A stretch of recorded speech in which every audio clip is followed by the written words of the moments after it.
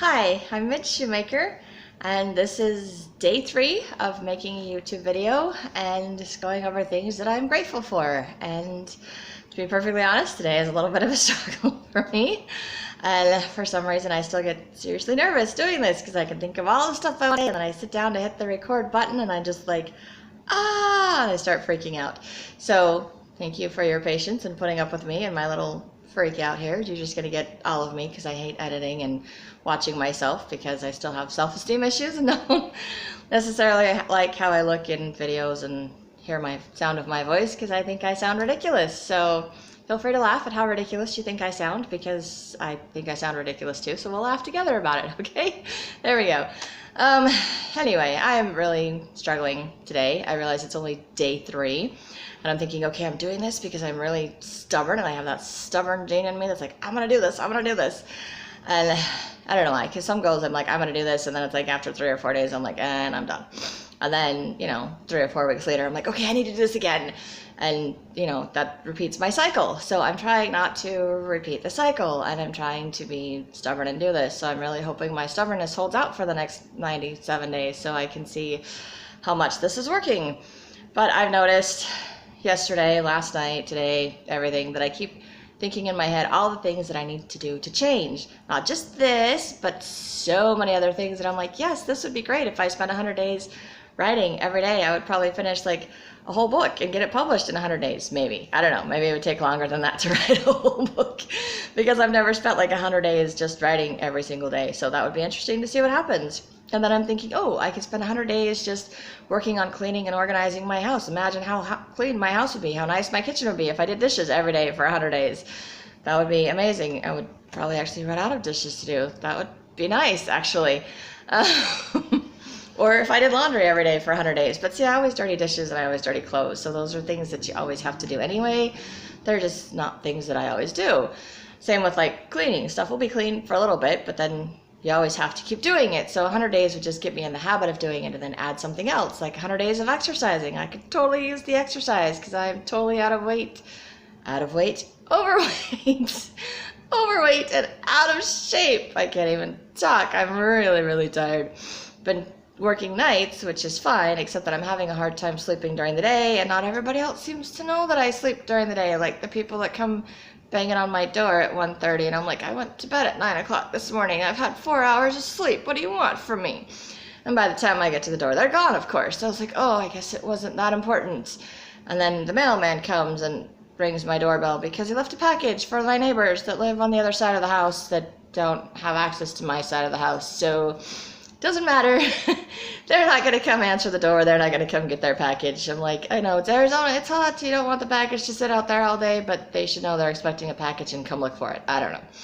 I should be a nice neighbor and take it to them, but I'm not a nice neighbor, especially when I've had 4 hours of sleep, which I'm not even sure why I'm awake right now, but I had 4 hours of sleep, so this is going to be an insane complaining YouTube video, which hopefully will bring me around to some point of gratitude.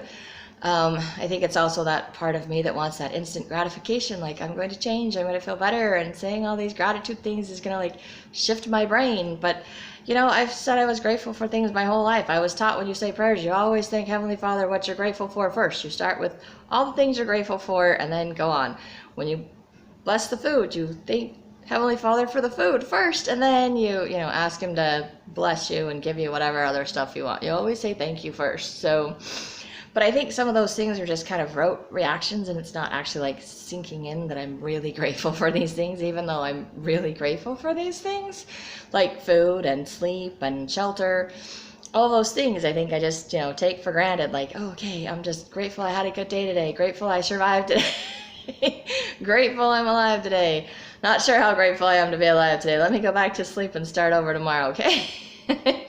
This is just one of those days that I'm struggling, where I just don't want to get out of bed. I don't want to go to work, but then I have all these bills, and the bills don't get paid if I don't go to work and make money. So it's that have to do all these different things. So it's a struggle for me. It's a struggle to get out of bed, to do things, to be positive, to stave off my depression, which I've been struggling with a lot. And not being able to go to church or having 12-step meetings or seeing people in person has just really affected that. Not being able to see my kids has really made that hard for me. So I've really been struggling and realizing that I have to fill that spiritual void, that emotional void. I have to fill that myself. I have to fill that with other things. I have to fill that with reading scriptures. I have to fill that with my writing. I have to fill that with journaling and working on myself. And I don't like working on myself. I was talking to a friend today. She called me and didn't know that I was trying to sleep. So I was like, yeah, I was already awake anyway. The doorbell got me up, so we're good. But I'm just laying in bed, trying to stay awake, listening to her talking. And we're talking about responsibility and what's my responsibility, what's other people's responsibilities. And I was saying, I don't want to be responsible for myself because it's too much work. I want somebody else to be responsible for me. But then the problem with somebody else being responsible for me is they don't do it the way that I like, or they don't do it the way I need, or they don't have my best interest in mind, or, you know, they have to take care of their stuff first, so I'm not always the first priority. I'm not the first priority in anybody's life. I've never been the first priority in anybody's life. I've never felt like I was the first priority in anybody's life anyway. Whether I was or not, I don't know. I just never felt like it. Except maybe to my grandpa, but he died when I was 7, right before I turned 8, so that was really hard for me. I miss my grandpa. See, I'm tired. I'm going to make myself cry. Let's not talk about my grandpa. I'll cry.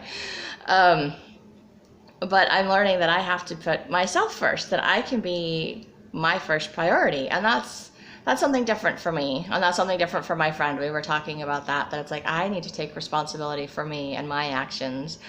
And, you know, I spent a lot of time blaming myself or feeling shamed for not being responsible for other people, or being shamed for other people's actions, like somehow I was supposed to control what they were doing. I don't control what other people do, but I grew up believing that I did. And I think that really messed with my belief system and my self-esteem system, because when I couldn't control other people like I was supposed to be able to do, then there's something wrong with me and I'm not doing my job right. And then I lose value somehow, which is crazy. But that's how I feel a lot of times. And sometimes I still feel that way. Like if I can't fix the situation, I couldn't fix the situation with my divorce. Like I was supposed to, you know, get married. We're supposed to work this out. It takes 2 to tango. We're going to make this work. And instead I learned that I'm like, yeah, it takes 2 to make it work. It only takes 1 to make it fail. And thankfully I was not the one that made it fail, but I felt like I was the one that made it fail. Like I should have seen the signs. I should have been able to fix him.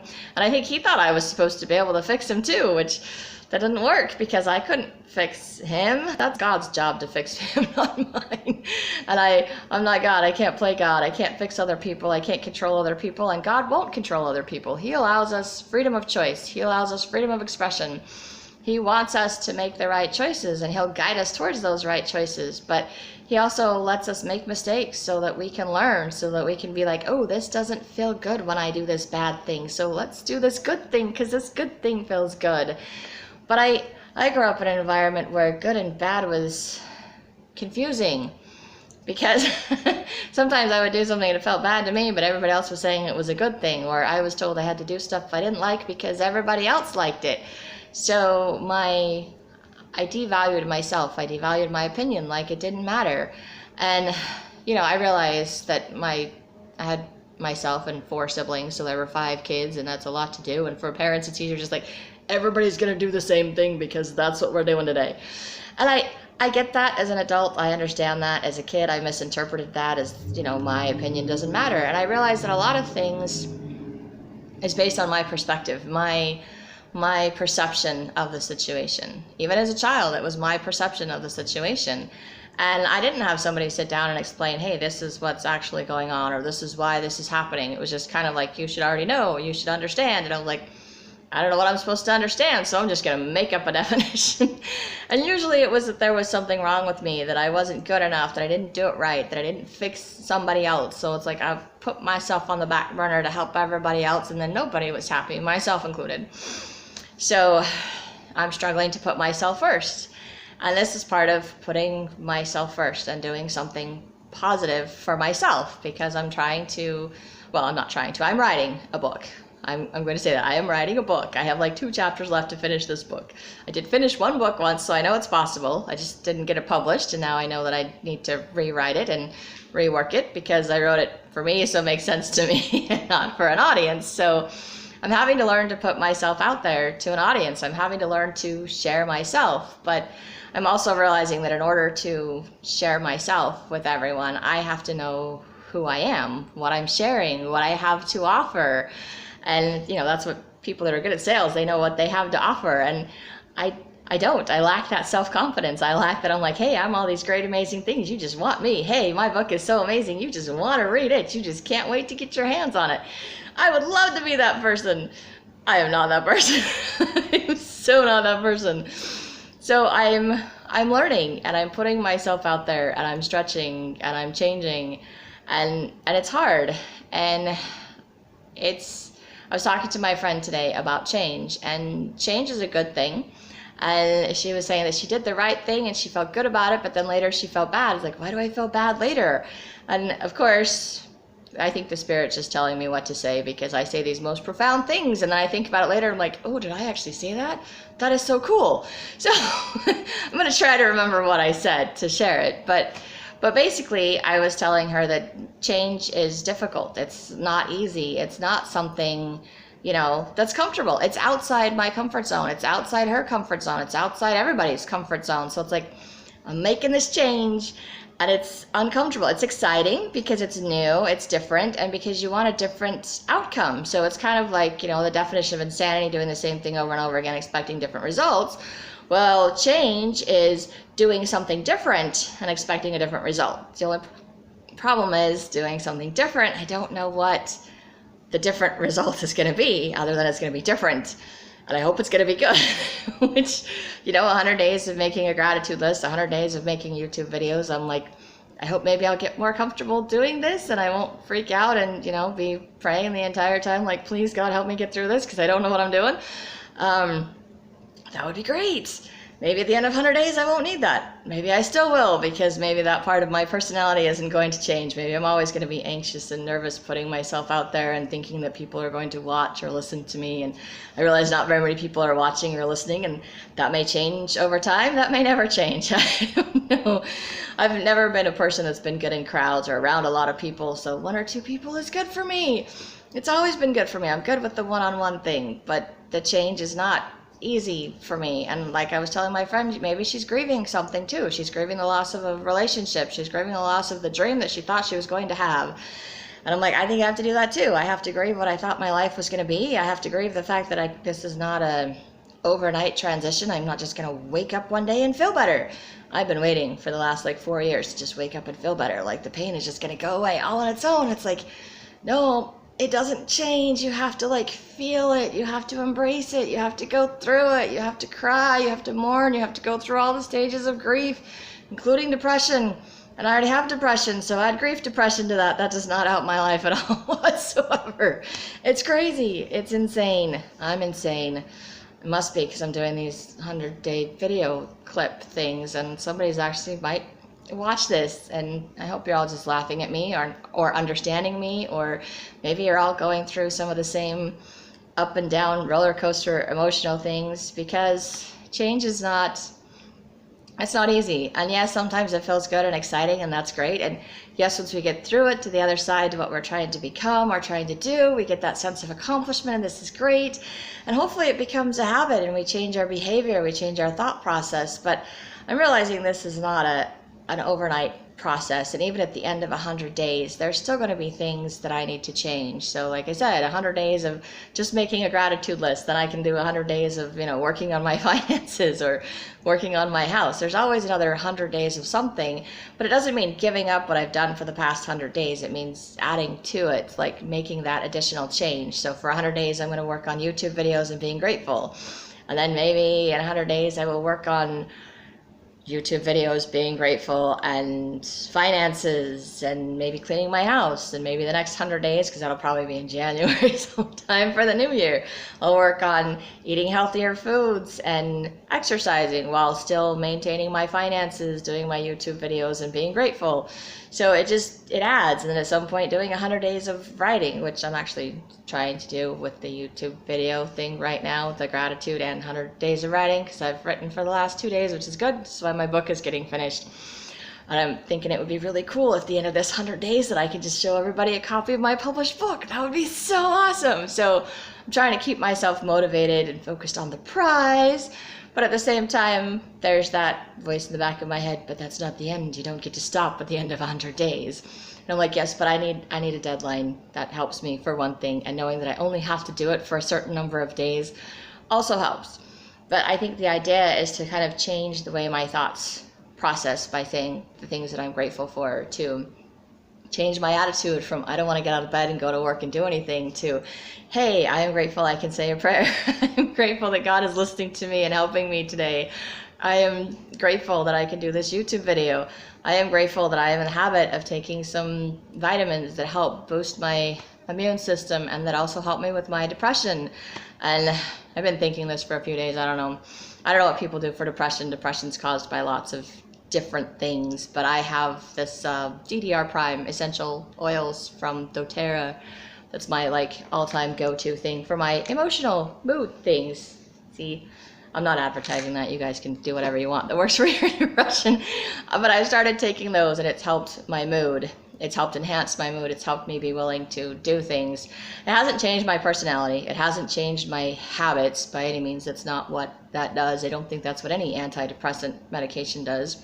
But it takes the edge off of the depression. It takes it from where I'm like, I don't want to do anything to oh crap, I'm just going to have a really bad day, to I don't want to do anything, but I have all these things I can do. So I'm going to try a little bit today. It keeps playing in my head, do this, do this, do that, do this. And it's okay, that's that little girl in me when I was growing up that was excited about everything and wanted to try everything and was totally fearless, climbed the trees right under the roof, hung out with my brothers, rode my bike, skinned my knees, didn't care, didn't bother me, none of that. Now I'm so afraid to get hurt. I don't like heights. I'm claustrophobic. I'm where did all these crazy fears come from? Because as a kid, I was fearless. I wanted to try everything. I didn't get to try everything, and I learned that we don't have money or I won't like it, so I just won't do it. And I don't think the money is a factor. Yes, I do need to have the money in order to try some things, because some things like going skiing is expensive, or playing instruments can be expensive if you don't own the instrument already. So yes, I understand some things are expensive, but some things aren't, and it doesn't mean that I won't like something just because I can't afford it, or just because someone else doesn't like it doesn't mean I won't like it. So I think something else I want to do in my adult life is to go through and try all the stuff that I wanted to try as a kid and didn't have the opportunity to do, or wasn't allowed to do for whatever reason I wasn't allowed to do. Maybe there's some things like fishing I won't do. I don't know. I've never been fishing, but I don't like fish, so I don't know why I would like fishing. But it's, it's just something I've never done, so want to try, just, random things, or like skiing, which I don't really like snow that much anymore. I grew up in it. I kind of had fun with that and I'm done. But I don't know. I still, in the back of my mind, I want to know what it would be like to go skiing. And I'm yes, I have no balance and I'm overweight and out of shape. I'm that's something I want to go spend my money on, trying to ski at my age. But, you never know. I might try that someday. Of course, riding a motorcycle is something that I want to learn how to do. That is something I still have on my bucket list of things that I want to do. So I'm grateful that I have things that I can look forward to, that I want to do, that I have goals to look forward to. And I'm grateful that I'm trying to learn that I'm worth discovering, that I'm worth I'm grateful I'm one of those people I think is worth getting to know. Or at least for me, I'm worth getting to know myself. It's worth it to me to get to know myself. And I'm grateful for that. And I'm grateful that it means that I can go on adventures and discover new things, because I like going on adventures. I like going on road trips. I like going new places. I like learning new things. Seriously, I don't think I've had a job that's lasted me 5 years. I've never made it to the 5-year mark because I get bored and I want to learn something new. And I literally had one job that I worked in 5 different departments in less than 5 years because I couldn't stay in just one department. I just got bored with what I was doing. I need to learn new things. So this is something new that I'm learning and discovering. And, I had a manager one time tell me that I don't like to be bored. And I didn't know that about myself. It was really interesting to have somebody else tell me something about myself and realize she's absolutely right. I do not like to be bored. I always need to have something to do. My daughter's like that. She always wants something to do. She's always asking me, what can we do? What can we do? And I'm just like, oh my gosh. Yeah, that's what I get for being that way to my mom, I'm sure. She's probably just up in heaven laughing at me going, that's what you get. So yeah, I get it. But I try not to tell my daughter there's a whole bunch of chores and other things she can do. I try to be like, okay, let's do stuff. But sadly, she's interested in girly things and I never was. So I get to learn how to do things for her because she likes those things. But I want to encourage her to like and do the things that she likes to do, because I don't want her to grow up feeling like I did, like I don't know who I am, or I don't know what I like to do, or I don't want to try new things because I might not like it. So I'm trying to be different and take a different approach to my life, and I'm trying to be respectful of other people and their approaches to life, because everybody's approach is different and everybody's perspective is different. You know, I talked to my sister and her view of, you know, me and my siblings and how we turned out is completely different. She's like, you guys are on opposite ends of the scales. And I'm like, yep, we just perceived life differently. We just chose different paths. We grew up in the same home, but we chose different paths, and that's okay. I don't think there's a right or wrong in that one. We all did what we felt was best for us or what we needed to do to survive. And now I don't want to survive. I want to live my life. Men are that they might have joy. So God created men to be happy. He wants me to be happy. He wants all of you to be happy, to find joy, to be grateful in everything you have. And I am learning to even be grateful for the horrible experiences, because as horrible as they are, it's amazing how much more you appreciate the joyful things when you've been through the bad things. And if you've always had the good things, I don't think you appreciate it as much as when you've been without. So as horrible as tragic things are in life, I think sometimes they remind us of all the things that we have and all the blessings we've had in our life. And it reminds us that God is there and he's been there the whole time watching out for us, and that he can, you know, restore what has been lost or give us something even better than what we had before. And I'm grateful for that knowledge, and I'm grateful to look forward to something better than what I had before.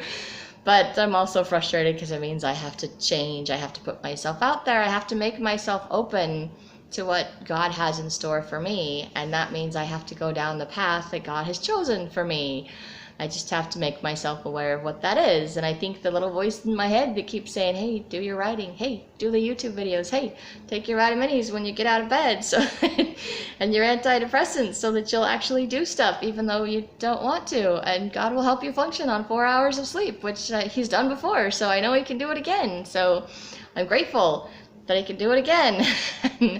I apologize for my long rambling stint. There's just a lot of things that I think I'm learning, and I have to go through this process to help wake myself up, to help me realize that it is okay, that I can get through another day. I will be fine, and things will eventually get better. I will figure out some sort of a schedule, I hope, or at least I will figure out how to get myself to sleep, whether it's during the day or during the night or like half and half.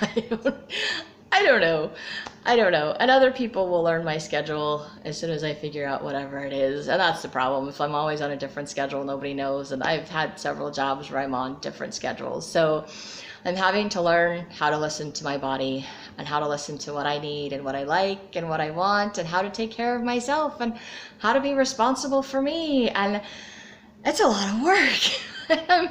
I'm not used to it. So I'm trying to be gentle and remind myself that this is a process. You know, progress, not perfection. This is not an overnight thing. This is something that's going to happen gradually. And in fact, I will probably get more comments from people as I make changes, of other people noticing how I've changed and how I'm doing before I notice it, which is probably a good reason at some point at the end of the 100 days to go back and watch all of my 100-day videos so I can watch myself make progress. Because I think, to me, I just always look for the things that I'm not doing well, or all the things that need improving on, instead of the things that I am doing well. So again, that's something else I was talking about yesterday. I need to still work on. I focus on what I am doing well, focus on what I am doing. And right now I am not getting enough sleep. But that's okay, because I am writing my book. I am following through with my goals. I am making a YouTube video. And I can be grateful for all of these things that I am doing. And I am going to work and making money. So I am trying, and trying is a good thing.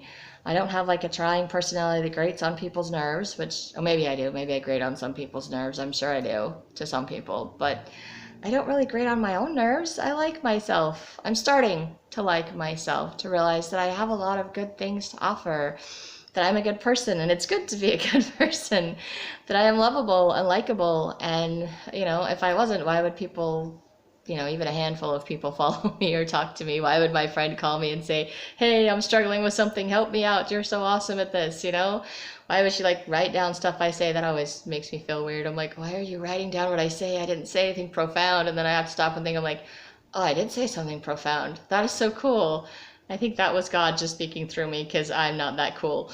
I would like to be that cool, but I also want to give credit where credit is due. And I know that it's just a gift that God has blessed me with, and He gives me the words to say when I need to say them, to help other people, to help myself. And oftentimes I learn through what I'm saying, through what I'm sharing. So this is another way for me to learn and to grow. And I'm grateful for another venue. I'm grateful for ideas of things that I can do, and to realize that my life isn't over at 42.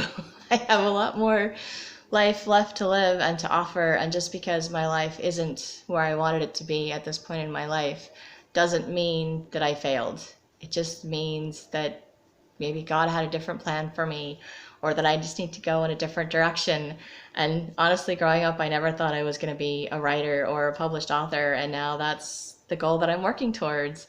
I don't even think YouTube videos existed when YouTube videos didn't exist when I was growing up. I was saying they didn't. I'm like, no, the internet didn't even exist when I was growing up. Neither did cell phones.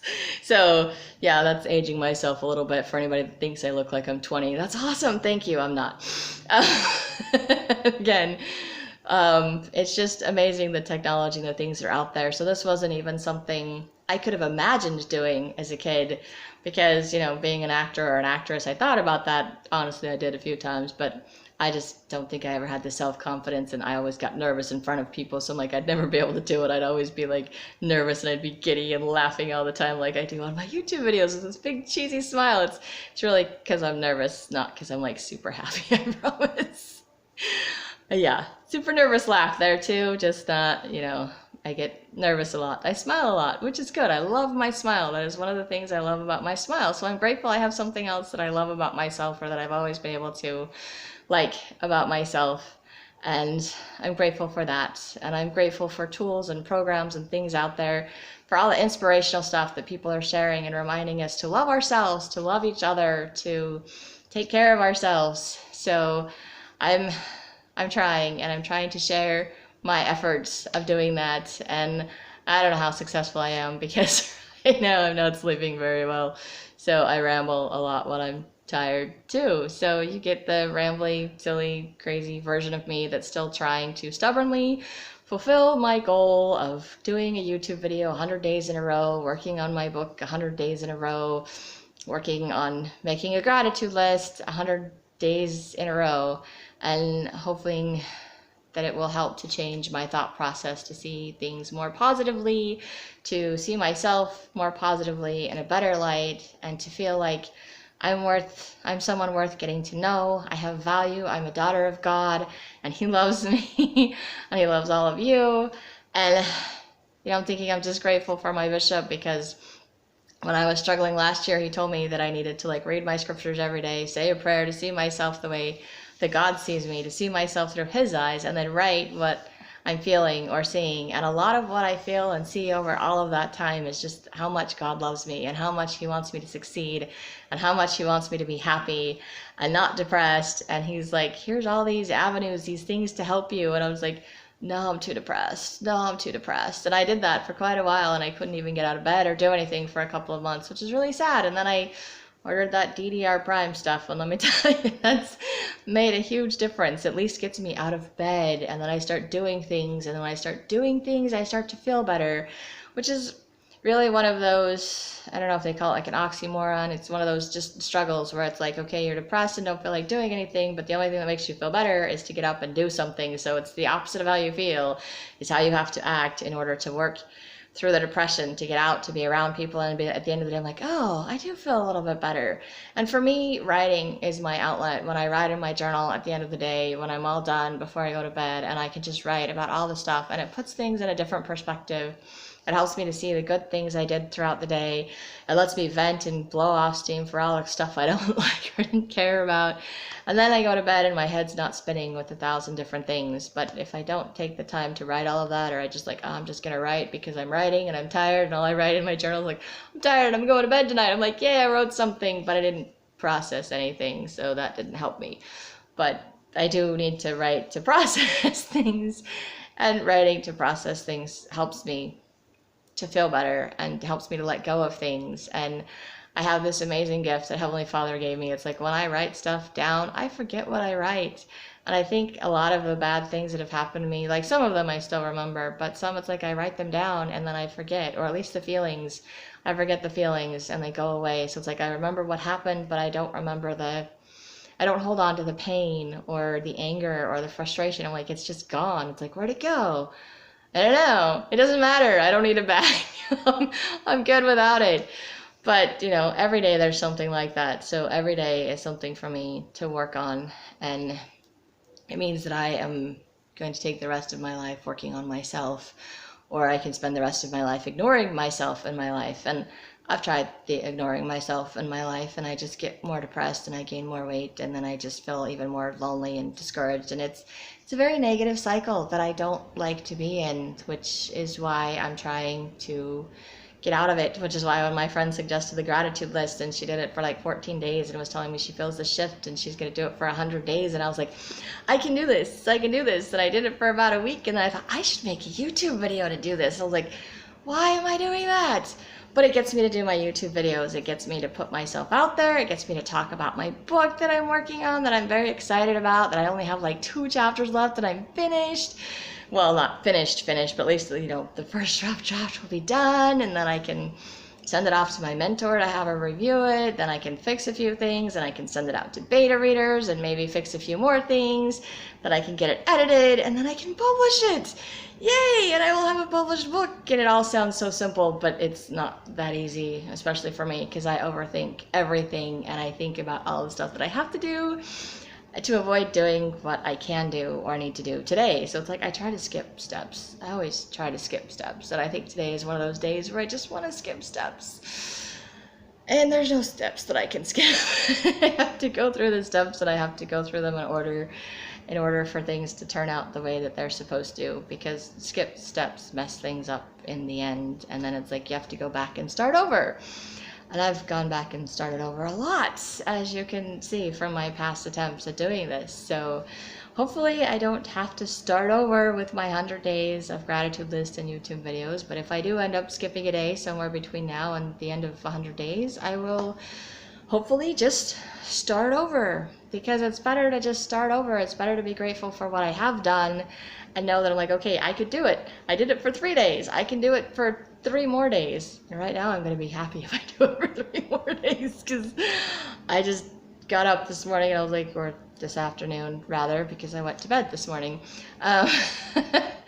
just thinking I don't want to do this, and yet here I am doing this. I'm trying to make this my new habit every day, and it's not going to be an easy habit for me to do, because like I said, I'm not comfortable doing this, but I'm grateful that I am doing it, and I'm grateful for my Heavenly Father loving and supporting me doing this. I'm grateful for friends that are supporting me doing this. And if you choose to watch all of my videos and my crazy ramblings, awesome. Please like, subscribe, tell me you think I'm doing okay.